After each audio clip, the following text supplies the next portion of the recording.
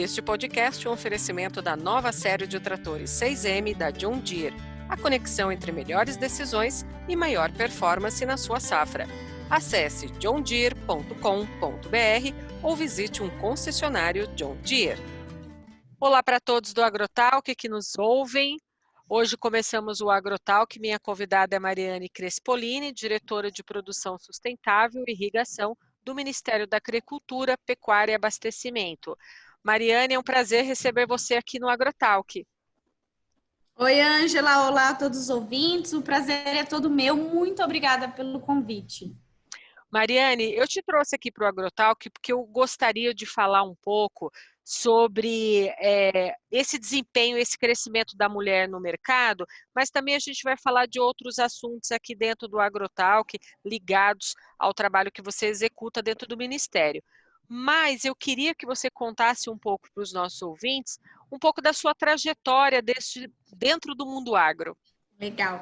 Ângela, eu cresci, numa propriedade rural. Meu pai era produtor rural. A gente se encaixa perfeitamente nas características de produtor familiar.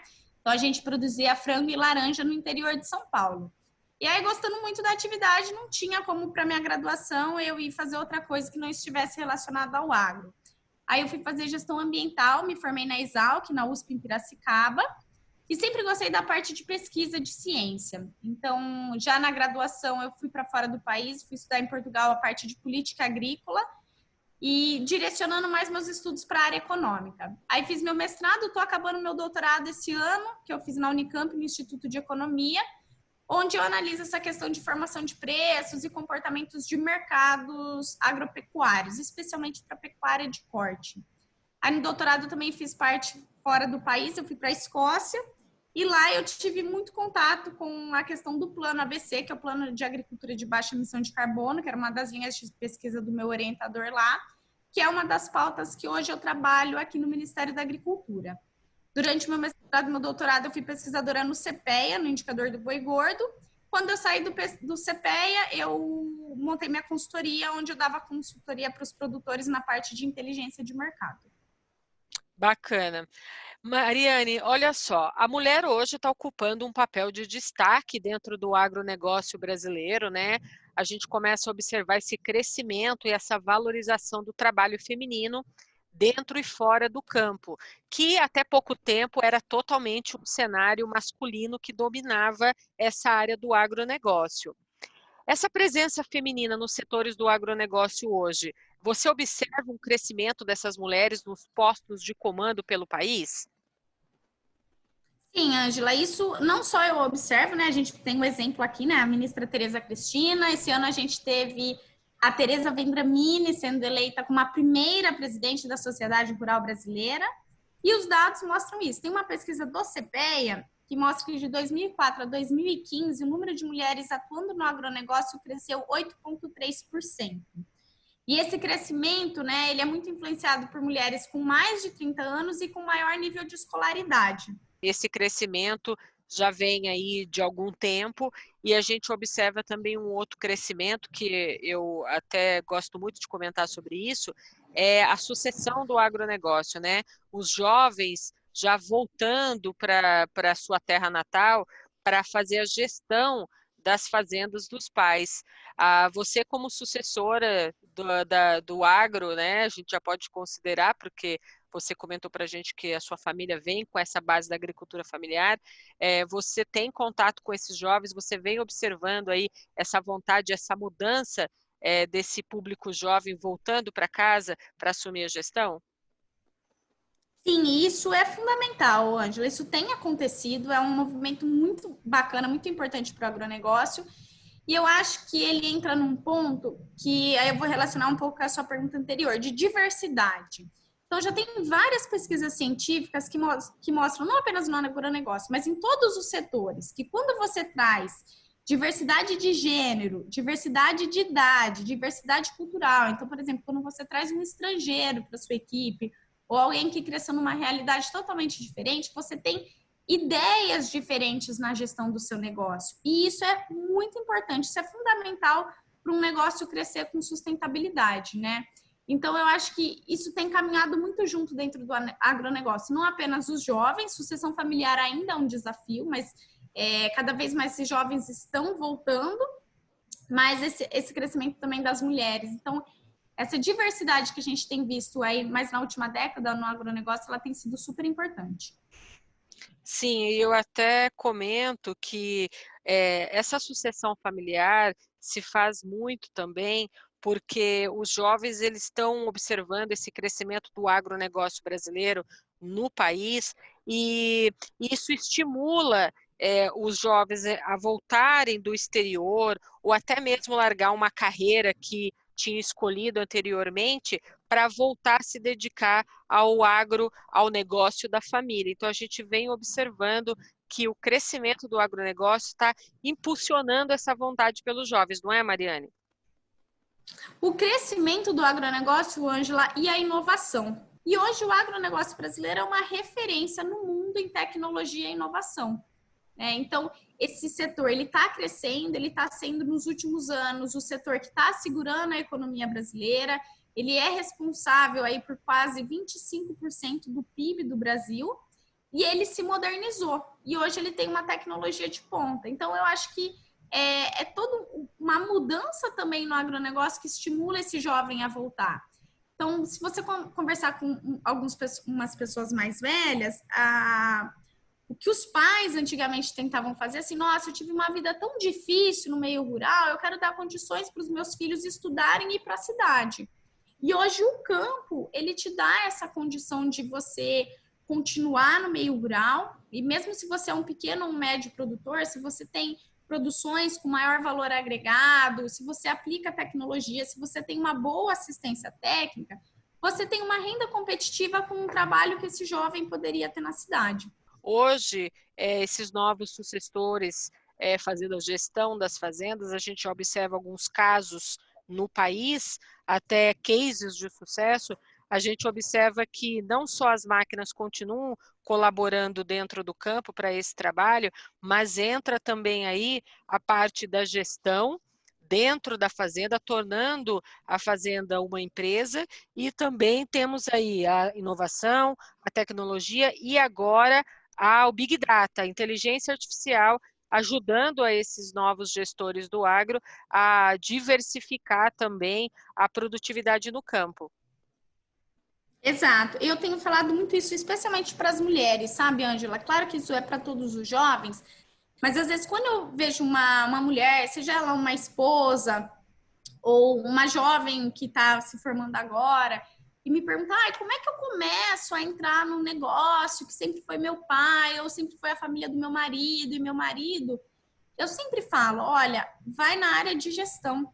Porque hoje, na fazenda, a gente tem que saber olhar para a fazenda, Ângela, sem pôr o pé lá.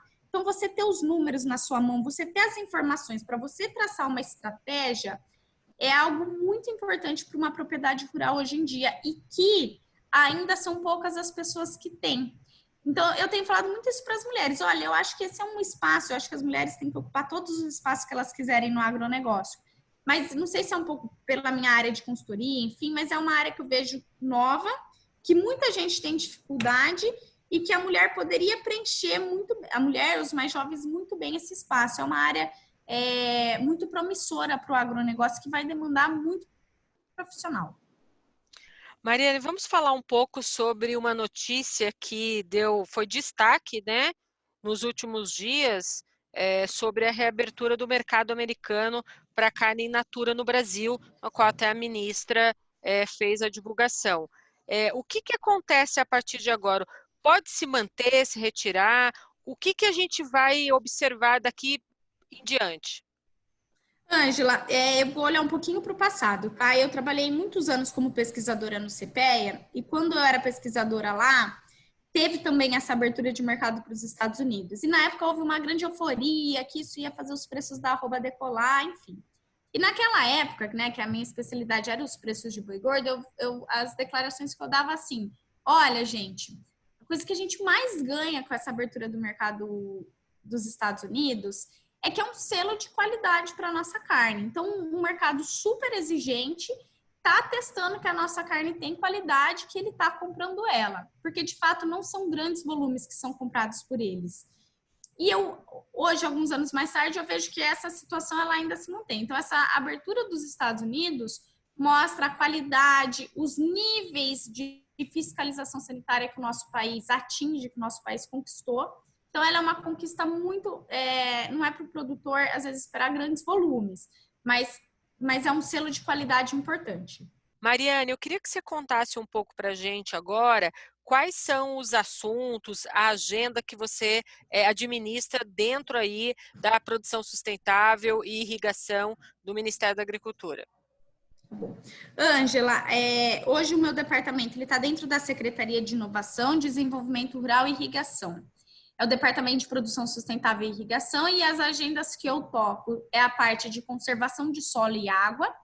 Então, o Brasil avançou muito, né, com a questão do plantio direto, conservação de solo, mas ainda existem muitos desafios que a gente tem que pensar em políticas públicas para resolver esse problema de conservação de solo, né? Um exemplo ainda hoje são as questões das estradas vicinais, que por falta de planejamento elas são um dos grandes vetores que carregam solo para dentro dos rios. Então, a gente perde recursos naturais, causa erosão de solo e causa assoreamento de rios. Então, essa parte das políticas públicas para a conservação de solo e água é uma das minhas agendas.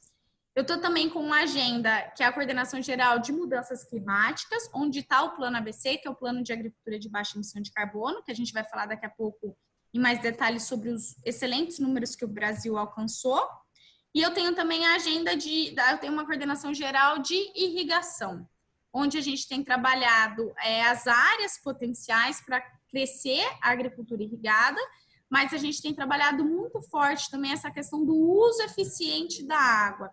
Então, assistência técnica para irrigação, para melhorar e usar cada vez menos água para a produção de alimentos. Então, uma produção mais eficiente. Falando um pouco sobre a adesão das fazendas a esse sistema hoje que colabora para a redução da emissão de gases, essas técnicas que ajudam, né, o produtor rural a ocupar o mesmo espaço, produzindo grãos, criando gado, explorando a madeira, mas por meio de florestas plantadas. Então, dentro dessa perspectiva, eu queria saber de você o seguinte: quais são os 7 programas estabelecidos pelo Plano ABC?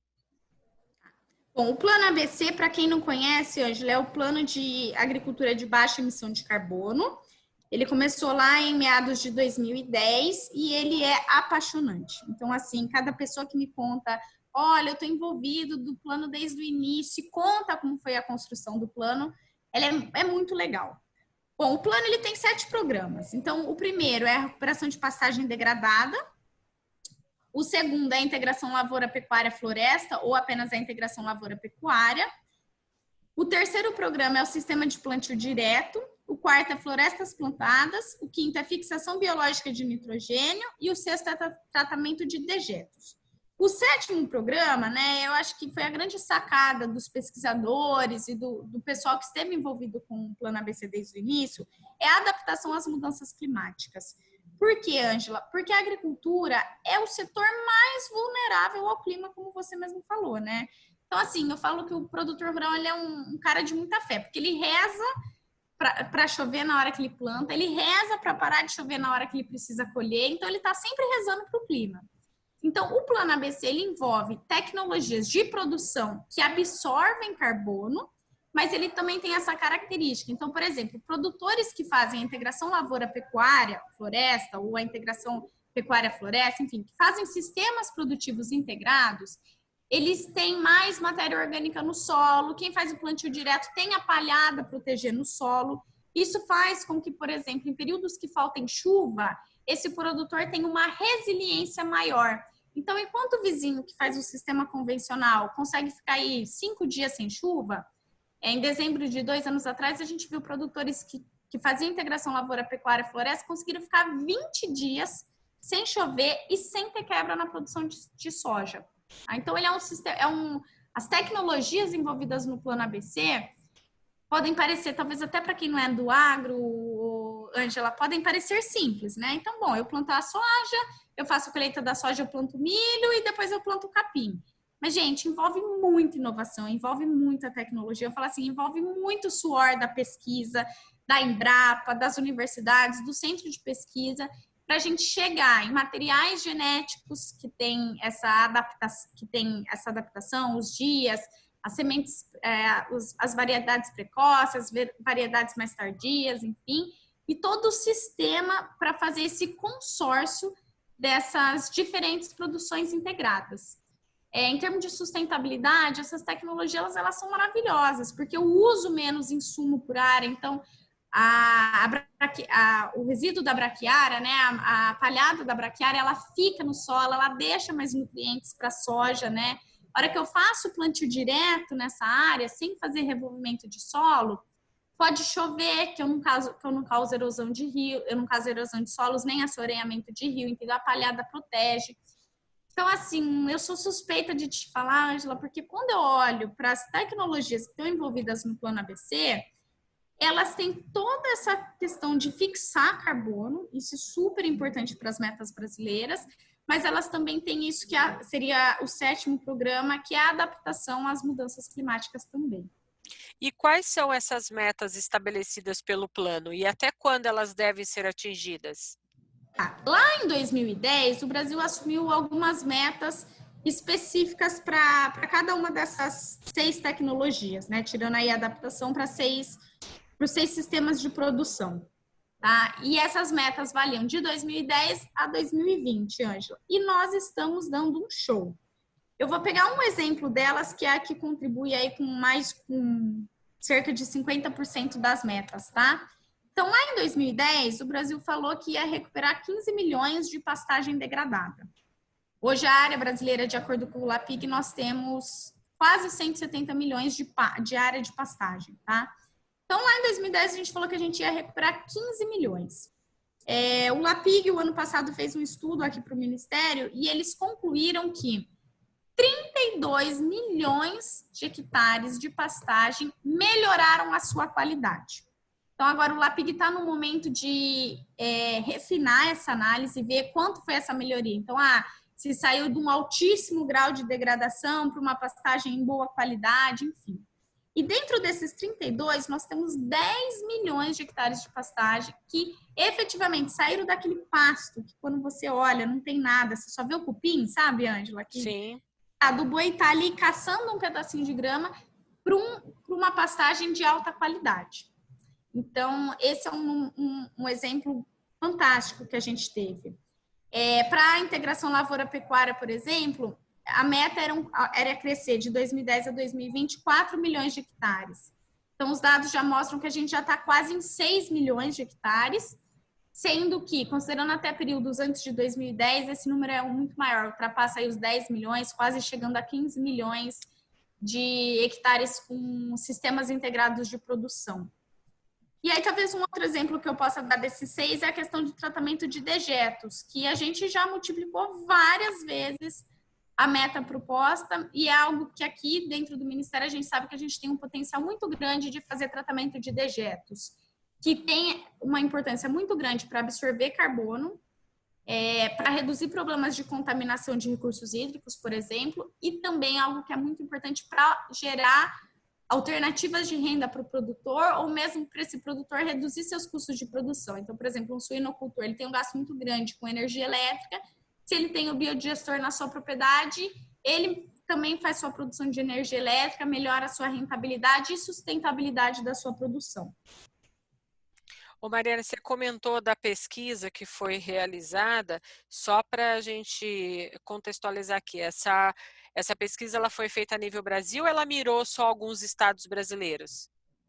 Ângela, se eu puder dar talvez alguma sugestão para quem está nos ouvindo, é entrar no site do LAPIG, né? Essa pesquisa ela foi a nível Brasil e o LAPIG, coordenado pelo professor Laerte, lá da Federal de Goiás, eles estão fazendo um trabalho e foi a grande contribuição dos números dele, que é fazer o olhar por sensoriamento remoto das pastagens no Brasil, então informações de satélite, analisando os pixels, todas as imagens. Eles fazem isso a nível Brasil e eles têm informações assim fantásticas sobre áreas que ainda têm pastagem degradada. Eles estão avançando agora nos estudos para indicar áreas, prioridades, onde a gente deveria intensificar as pastagens. Então, não apenas para a política pública, mas essas informações são muito importantes, muito valiosas para todo mundo que está no setor do agronegócio. Sim. Agora, com relação ao plano, às metas do Plano ABC, tem alguma sendo planejada ainda para este ano de 2020? Ângela, esse ano de 2020, ele vai ser um ano muito importante para a gente, porque é o momento que nós estamos fazendo a revisão do Plano ABC. Então, o Plano ABC completa 10 anos, então ele começou 2010 a 2020, e agora nós estamos no momento de olhar 2020 a 2030. Então, até internamente, eu falo que é a repotencialização do plano. Ele tem números muito bons e que podem ser números ainda melhores, né? Talvez incorporando outras tecnologias, enfim. Então, esse vai ser um ano agora, mais ou menos em meados de maio, assim, a gente deve estar reunindo, e não é uma coisa que o mapa faz sozinho. Então, isso vai reunir vários atores, vai envolver as secretarias de agricultura dos estados, vai envolver os agentes privados, vai envolver organizações da sociedade civil, as ONGs. Então, a gente vai fazer uma grande revisão do plano, onde o objetivo é entregar o que vai acontecer com o plano para os próximos 10 anos. E, assim, o objetivo é a gente entregar no final do ano esses próximos, não apenas para 2020, mas os próximos 10 anos do ABC. Então, se a gente vai envolver outras tecnologias, enfim, outras estratégias, como eu falei antes, como que a gente vai repotencializar algo que já é um sucesso mundial. O Plano ABC é um dos maiores planos do mundo de agricultura de baixa emissão de carbono e o Brasil pode fazer mais. Então, 2020 é um ano muito importante aqui para o meu departamento e para a Coordenação Geral de Mudanças Climáticas, que é quem toca especificamente o Plano ABC. Vocês têm uma ideia geral de quantos produtores já aderiram a esse Plano ABC? Ô, Ângela, a gente sempre fala em áreas, né? Então, assim, por exemplo, esses números das pastagens degradadas é um exemplo disso. Então, 32 milhões de hectares de pasto melhoraram a sua qualidade, né? Então, a gente tem falado em área e não em números de produtores. E aí, talvez caiba uma diferenciação que a gente tem os números de produtores que aderiram ao Programa ABC. Então, é assim, ó, o Plano ABC é uma política nacional, né? Um Plano Nacional de Agricultura de Baixa Emissão de Carbono. E ele tem um braço, que é o Programa ABC, que é a linha de crédito. Então, tem milhares de produtores que buscam a linha de crédito do Programa ABC para fazer inovações e melhorias nos seus sistemas produtivos dentro daqueles 6, 7 programas que a gente mencionou antes, tá? Mas tem muito produtor que está fazendo isso ou com capital próprio ou com outras linhas de crédito que não é o Programa ABC. Por isso que quando a gente fala como o Plano ABC é grandioso, vai ser mais ambicioso ainda, no sentido de tornar os sistemas de produção mais sustentáveis, vai além do número de programas, do número de produtores. Por isso que a gente está falando muito em área ou em mitigação de carbono. Sim, eu fico pensando no produtor que está nos ouvindo agora aqui no Agrotalk, que ainda desconhece ou tinha um certo receio, né? Porque tudo que é novo dá um certo receio. Como que ele pode obter ganhos econômicos com essas ações que realiza dentro da propriedade e dentro desse Plano ABC? Você tem algum exemplo? Ângela, o exemplo que eu sempre uso é o caso da Santa Brígida, tá? Mas a gente poderia falar de N casos, mas eu vou usar o da Santa Brígida porque tem alguns dados científicos já publicados, enfim. Em 2006, a Santa Brígida era uma fazenda super degradada. Eu gosto muito de ouvir o depoimento da Marise. Depois, se alguém tiver curiosidade, tem alguns vídeos dela no YouTube. Enfim, a Marise Porto, que é a proprietária. E ela conta que em 2006 ela chegou na fazenda, ela olhava para o focinho da vaca, estava marrom de terra, não tinha pasto. E aí os números, a Embrapa acompanhou os investimentos em tecnologias que ela fez, ela saiu de um prejuízo de R$200 por hectare ano, onde ela gerava apenas 3 empregos. Hoje a Marise tem um lucro acima de R$2.500 por ano, ela faz integração lavoura, pecuária, floresta, ela tem a exterminação intensiva dos animais. Ela tem um sistema fantástico na propriedade dela. E ao invés de gerar 3 empregos, ela gera 28 empregos. Tá? Então, eu costumo usar esse exemplo porque é um caso que a Embrapa tem feito acompanhamentos científicos desses números e é um bom exemplo. E tem o dia de campo dela, que vai ser dia 19 e 20 de março, agora lá em Ipameri, no Goiás. Mas ela é um exemplo, a gente poderia falar de vários exemplos, né? E eu acho que quando você me falar do produtor, a gente tem que ter em mente que, assim, um produtor, por exemplo, o caso da Marisa, ela conta que ela olhou para as vacas, ela olhou para a terra toda degradada, ela não sabia nem por onde começar. Então, por isso que é muito importante, né? A tecnologia é muito legal, os resultados econômicos são expressivos, mas ele exige assistência técnica, tá? Então, a gente falou também antes do crédito, da linha de crédito do programa ABC, é o crédito, é o investimento, é a coragem por parte do produtor de investir num sistema novo, num modelo de produção que ele não estava acostumado, mais intensivo, ou em sistemas integrados, mas que precisa desse aporte da assistência técnica, porque gerir uma propriedade não é algo simples. Sim. E quais são os benefícios ambientais para esse produtor? Bom, os benefícios ambientais, né, o Ângela, eu falo que é por isso que o Plano ABC, ele é tão legal, assim, ele chega a ser bonito, assim, de você ver. Então, numa mesma área, eu aumento a produção, eu reduzo o risco do produtor, eu produzo alimentos mais baratos, porque por mais que ele faz um grande investimento, ele tem uma diluição do custo total dele, o custo marginal, o custo por unidade produzida reduz. Consequentemente, esse produtor, ele aumenta a renda, né? Ele, como no caso que eu dei da Santa Brígida, ele aumenta os benefícios sociais, ele vai empregar mais gente, porque ele está produzindo mais. Eu costumo falar isso também, né, que acaba sendo um pouco a minha área de pesquisa. Quando eu faço esse alimento mais barato, essa gestão dessa propriedade, adotando essas tecnologias, eu tenho um efeito macroeconômico de reduzir, por exemplo, pressão inflacionária, né, porque os alimentos têm um peso na inflação. A gente viu no final do ano passado a arroba batendo recorde, o que aconteceu com o preço da inflação. E exemplos como o da Santa Brígida, como de milhares de produtores no Brasil, mostram que eu posso produzir mais numa mesma área. Ou seja, eu tenho mais conservação ambiental. Eu não preciso, Ângela, abrir novas áreas.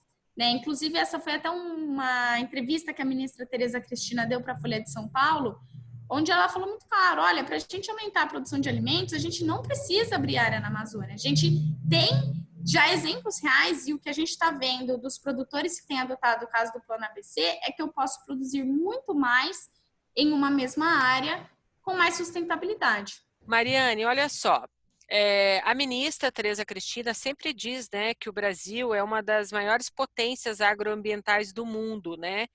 Qual que é essa perspectiva agora para 2020? O que vocês andam conversando? O que vocês estão visualizando para 2020? Ângela, não apenas para 2020, né? Mas aí agora para os próximos anos também, é o que a ministra sempre diz, a gente tem um potencial de conciliar a preservação ambiental com uma produção do agronegócio. Como eu mencionei, o Plano ABC, ele traz números, eu citei só um exemplo, que é o caso da Santa Brígida, mas ele traz números e casos reais que mostram que a gente pode produzir mais alimentos na mesma área. Aqui dentro a gente tem várias políticas, né? Mas eu acho que, assim, um exemplo, como eu falei, a repotencialização do Plano ABC.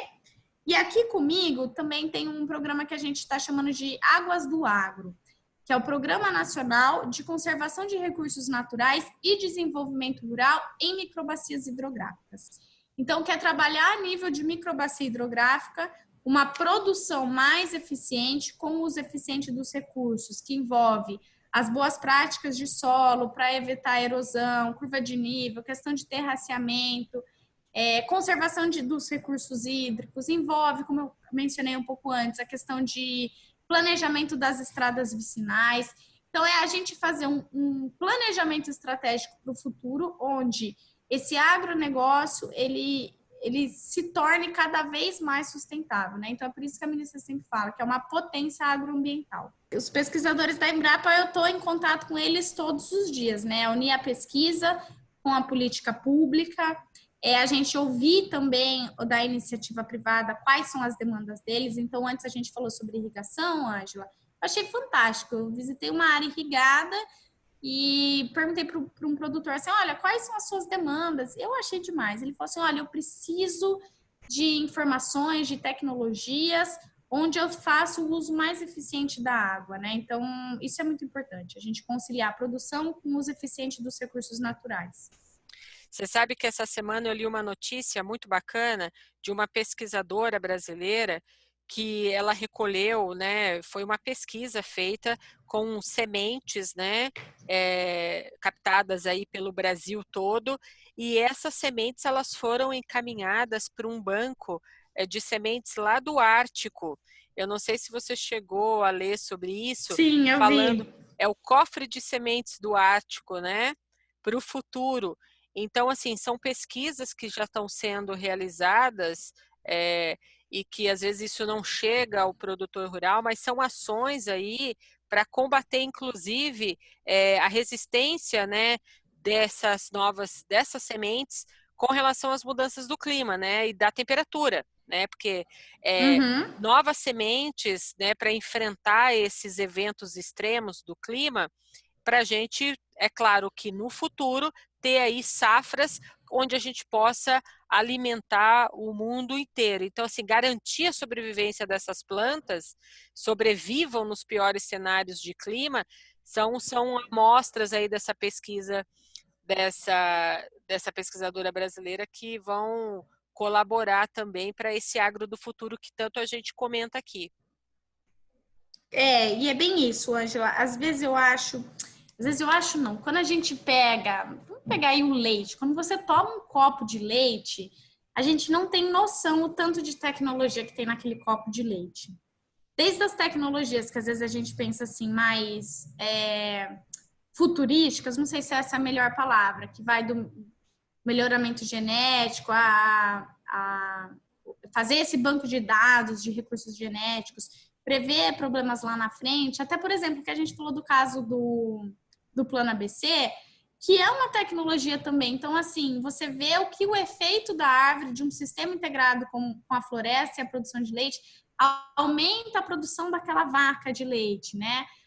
Todas essas questões que já tem muitas propriedades que têm adotado de bem-estar animal, os programas, por exemplo, Boas Práticas, que é um programa conduzido também pela Embrapa, e tudo que várias universidades têm feito.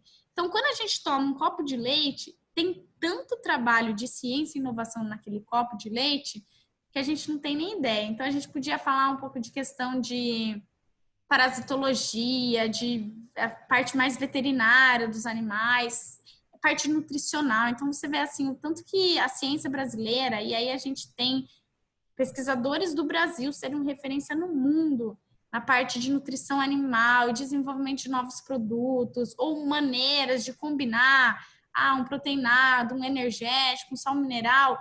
Produzir um copo de leite é uma coisa muito complexa. É verdade, mas a gente está caminhando para um futuro e um futuro de crescimento junto com a sociedade brasileira e junto com os institutos de pesquisa, que sem também pesquisa a gente não cresce, não é verdade, Mariane? Exato. Olha, Mariane, foi um prazer te receber aqui no Agrotalk, você esclarecer para quem está ouvindo o nosso podcast um pouco sobre a diferença do plano e do programa ABC, falando um pouco sobre esse papel da mulher dentro do agronegócio. É muito gratificante para a gente ter você aqui no Agrotalk esclarecendo essas dúvidas para os nossos ouvintes. Foi uma satisfação, Ângela. Estou à disposição. Olha, eu te vejo no próximo Agrotalk com outras notícias aí ligadas à área de irrigação. Tá bom, combinado. Até mais. Este podcast teve oferecimento da nova série de tratores 6M da John Deere, a conexão entre melhores decisões e maior performance na sua safra. Acesse johndeere.com.br ou visite um concessionário John Deere.